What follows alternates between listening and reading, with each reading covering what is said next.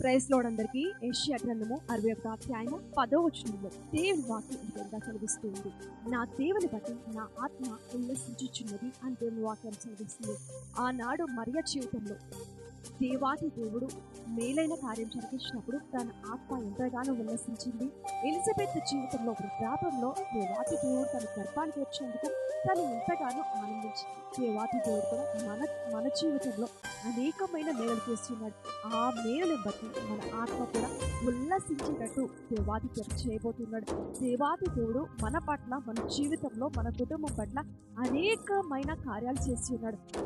వాటిని బట్టి మనం సంతోషించాలి. ఎందుకంటే దేవాది దేవుడు మన జీవితంలో మేలైన కార్యాలు జరిగించాడు కనుక ఆయన మన ఆత్మను ఉల్లసింపజేసి మన కడ వరకు మన ఆత్మలో స్థిరులుగా, బలవంతులుగా ఉంచును గాక. ఆమేన్.